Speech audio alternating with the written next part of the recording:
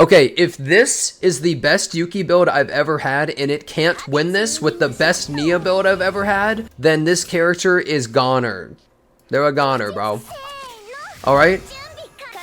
If she can't do it, then there's no point. Alright?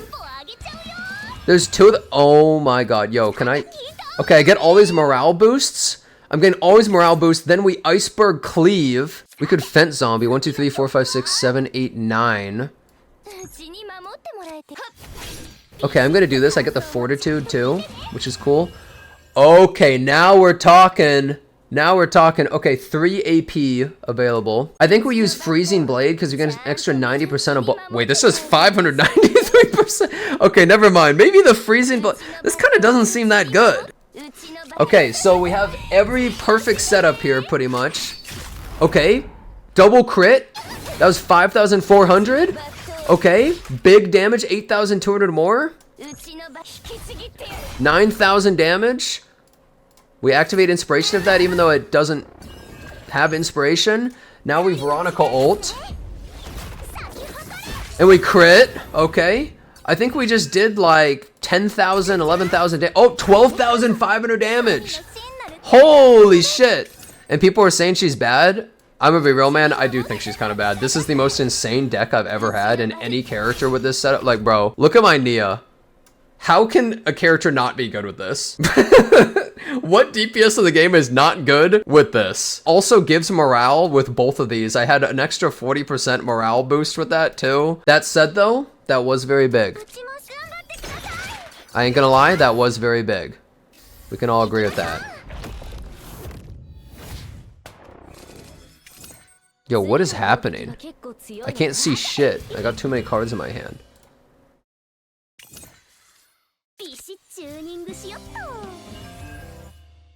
Here we go. I should have done a heal first.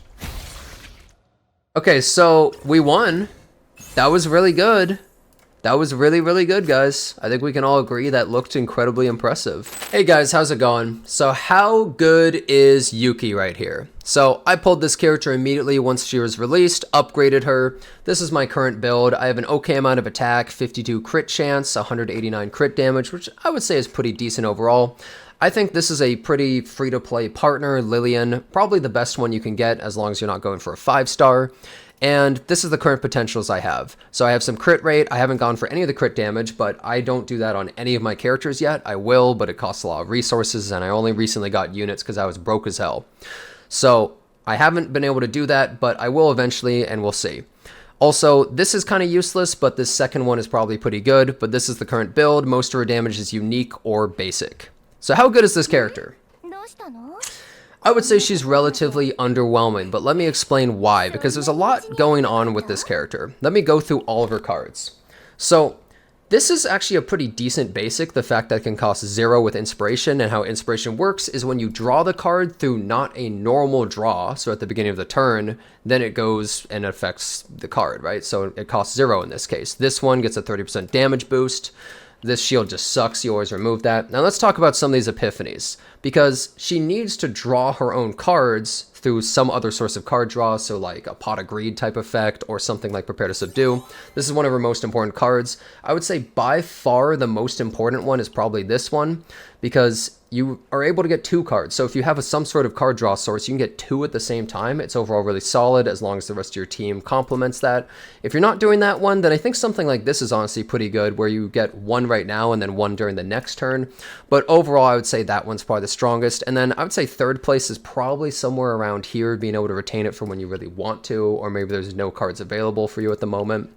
Next, let's talk about Flash Slash. So here's the thing, she is mainly AoE. If you look at it, this is AoE and Iceberg Cleave is AoE.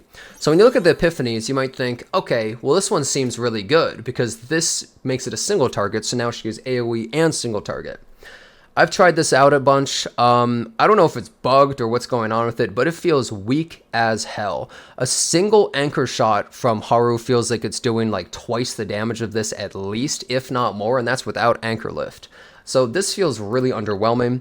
If you're not going with this, which I don't really recommend, I feel like you instead would want to go something like this just to make it cost 0. Maybe you can get some really good combos with your team set up, or maybe just go with extra damage total, because hitting twice, the more hits you're doing, the more that morale is boosting you and other effects that boost your damage.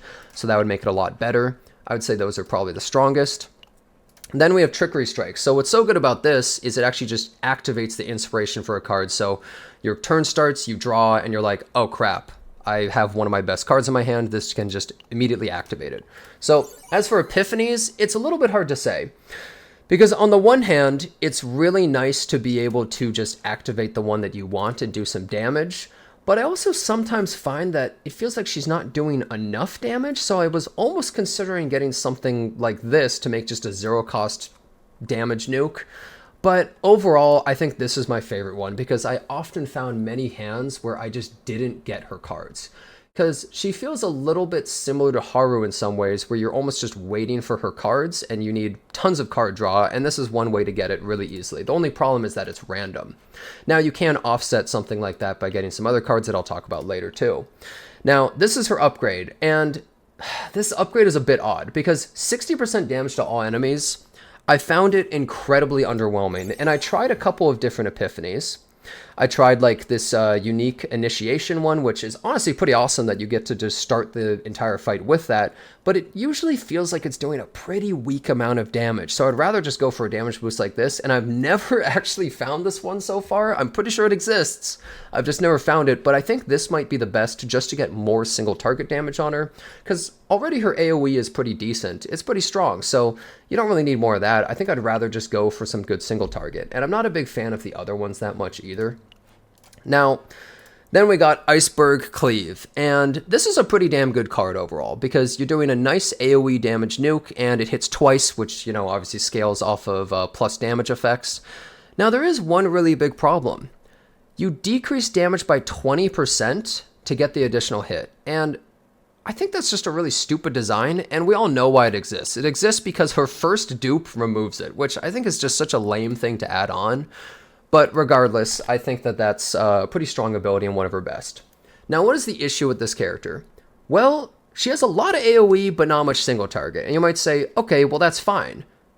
But a lot of characters in this game are able to do single target and AoE just fine. And some characters do so much single target that they basically are AoE because they just kill everything. So, like, for instance, you have a character like Renoa. She's basically doing AoE nonstop. Keiron has single target and AoE. Haru is not amazing at AoE, but she does have one AoE and mainly single target. Even characters like Luke can shoot so many bullets that technically you could think of it like, well, I just kill this guy and then I move on to the next one. And her ult, it's another AoE ability, and it moves the cards on the top of your deck for more setup with your team, which is cool. But at the same time, I almost kind of wish that it was a big single target nuke, because that's really what she's missing. I think overall Yuki doesn't seem like an incredible character. I'm not really feeling her strength. I've run her in multiple different areas. I ran her in the Chaos Zero mode to compare to my other characters. I even ran it on the planet where she's extra strong against the enemies, the green planet. And she didn't really feel all that strong on that planet, and anytime I had to fight one of the robot enemies that she wasn't extra strong against, it took me like 10 turns to kill a single enemy. It was absurd how long it was taking. Now, the set that I use on her, I'm using crit damage and attack percent set, and I know that order set seems really good, and maybe it has some potential, but I think it's a bit underwhelming because it only performs this boost of damage when you use an attack card. So that means you have to be using like 3 to 4 attack cards every single time on her.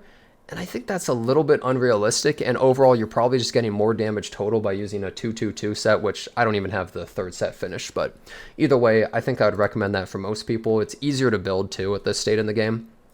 Also, let's just really quickly talk about her dupes. This first one obviously makes Iceberg Cleave better, but it's not the biggest deal ever. Second one, now this is a huge deal because one of the biggest problems with this character is you start the fight and you start with her cards in your hand and you go, okay, well, now none of the inspiration effects are there. Well, this just solves that instantly. All you have to do is pull a second copy. It's kind of like how people will say, no, dude, Haru's the most insane character of all time. And then they show their E2 Haru doing 10 anchors in a turn. I'm like, all right, I mean, sure. it's a little bit similar in that way, where it kind of just removes one of the weaknesses of that character that feels limiting on them. Now, the third one, I don't think this is really a huge deal, getting the extra damage from Skyscraper Cleave. All characters kind of have this ult boost. It's not really that big. Now, a lot of characters also have something like this, where they get some sort of buff every time something happens. And increasing damage is pretty nice, but at the same time, I wonder if it's enough for her AoE to really do enough single target.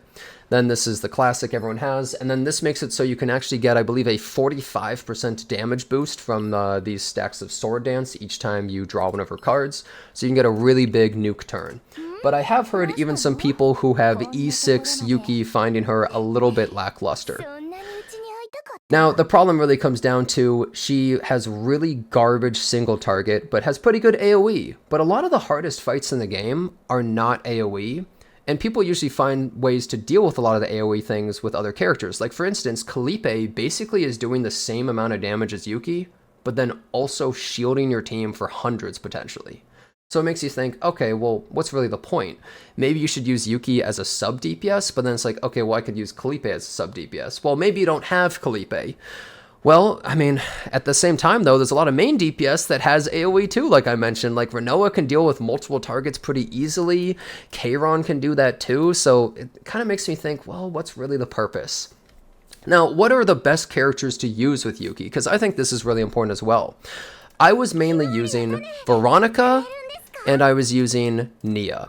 Why is that? Because both of the characters give a lot of good card draw, which is imperative to making the character work. But then also Nia has this really cool added bonus of she's able to move cards from your current hand onto the top of your deck, which is really awesome, really good combo. And also Nia's Curiosity is really good, getting to choose the exact card you want. So she has really nice setup, and I think is really good. But the problem I found also is that it's pretty rough to do chaos runs with Yuki, because let's pretend you run Nia and you run Veronica. You don't really have a lot of healing and you have no shielding, so you're kind of weak and you have to kill things fast, but Yuki's not really the highest DPS. So then you think, okay, well, maybe I should just use Mika.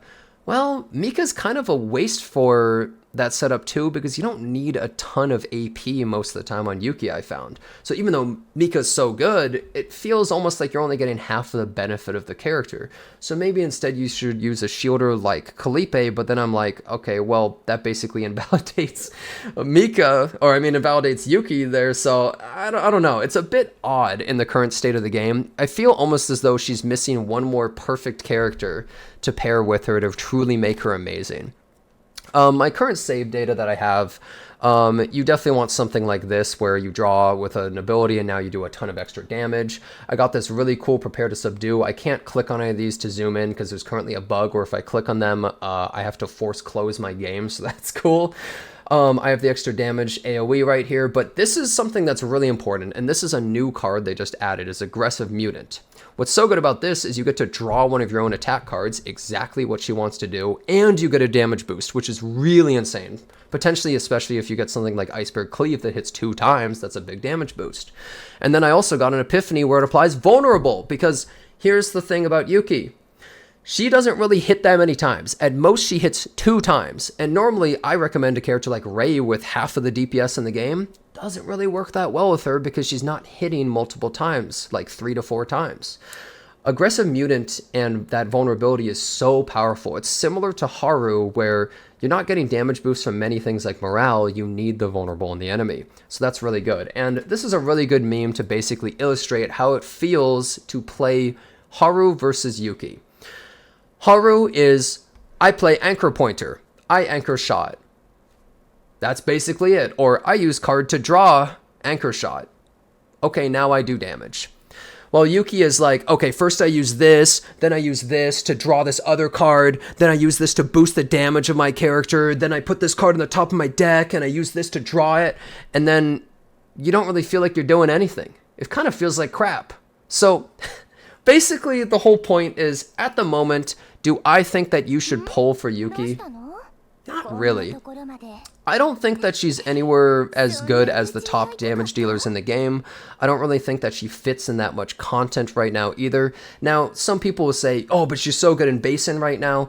But they did the classic technique of release new character, make the content specifically good for them for a limited time, where if you look at the buff that you get, damage amount of cards with inspiration increased by 50%, 1 per turn. Ay Dios mío. Like, really? Come on, man. Like, this is the most blatant, ridiculous thing ever. Just say girls with big boobs with a giant katana do 50% more damage if they're named Yuki. Like, why even have this, really? There's only one other inspiration thing in the entire game, and it's a neutral card called Leap Strike.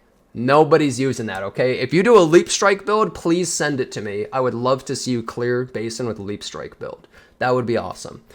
But regardless, I would just say Yuki is decent, but she's not really anything crazy. She's not going to change the entire game. She's incredibly hot, but not a must-pull by any stretch of the mind. Now, the final thing that I also didn't mention, but I would like to address is, should you pull her partner? Her partner is very strong. It's a really good partner and increases her damage by a pretty nice amount. I would say that if you really love the character, it's pretty solid. Do you need it? Not really. I think most of the 3 and 4 star partners in this game are honestly so good that I really don't find it necessary. Only do this if you are a spender, I would say, or you love the character. Otherwise, I'd probably just hold off. There's some pretty good 4-star partners. There's some pretty good 3-star partners. I would just stick with that. Anyways, those are my current thoughts on Yuki. If my thoughts change and it turns out she's actually the most insane powerhouse in history and I'm completely wrong and everyone else is completely wrong and we're all just dumb haters and Doom posters, well, then maybe I'll make another video talking about how she's actually so good for content. But at the moment, she feels pretty mid. Thanks a bunch for watching. Hope to see you next time.